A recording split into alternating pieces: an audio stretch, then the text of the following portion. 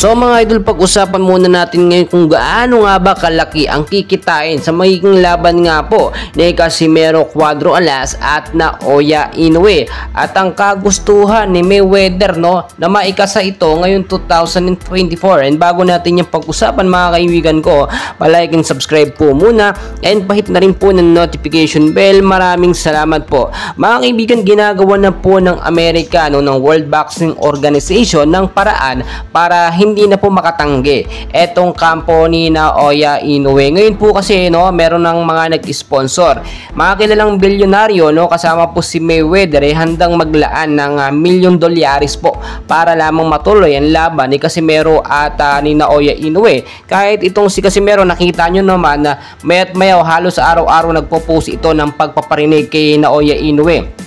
May mga pictures, may mga pag-ensayo, at ito nga po yung sinasabi natin na paghahanda ni Casimero anytime na magkaroon ng biglaang laban dito kay Naoya Inoue. May laban na pong naka-schedule si Casimero, pero posible pa yung mabago or mapalitan ng boksingerong ilalaban sa kanya. So pag-usapan natin kung gaano kalaki nga ba yung inilalaan dito ni Mayweather na pera para lamang matuloy, at bakit kailangan niya papag-itirisan itong laban ni Casimero at ni Naoya Inoue. Sa mga hindi po nakakaalam, inaabangan po ito ng sambayan ng Pilipino yung magiging laban ni Casimero at Naoya. Still undefeated pa rin mga kaibigan itong si Naoya Inoue, at nakikita natin na si Casimero lamang ang may tsansa na makapagbigay sa kanya ng unang talo. Sinasabi nga ni Casimero na humanda itong si Inoue, once natamaan daw siya ng kamao niya ay siguradong tataob or tutumba sa ilang rounds lamang itong si Naoya Inoue. Sa side naman po ni Mayweather, win-win situation, kikita pa rin po siya dito kahit maglabas siya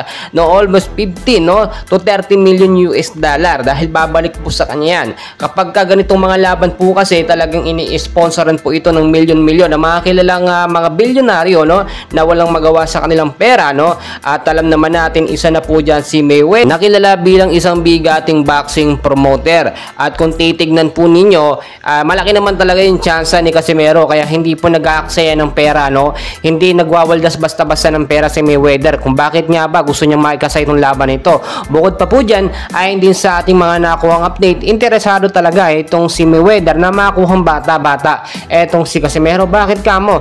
Malaki yung demand ni Casimero sa mga Pilipino mga kaibigan, at nakita po ni Mayweather yung potensyal ni Casimero na kaya pang lumaban sa mga kilalang boksingero sa Amerika, hindi lamang po dito kay Naoya Inoue. Pabor dyan ng ilang mga sports analyst na talagang malaki yung tsansa. Hindi na po kasi natin pwedeng hintayin pa na tumanda itong si Casimero sa kanyang promoter ngayon. Kailangan makalipat po siya sa mga bigating promoter dito nga po sa Mayweather Boxing Promotion. So mga kaibigan, dahil po natin kaganapan, so dyan lamang kayo, patuloy ko po kayong update. Please huwag kalimutan po mag-like and subscribe for more boxing updates sa Pilipinas. Maraming salamat.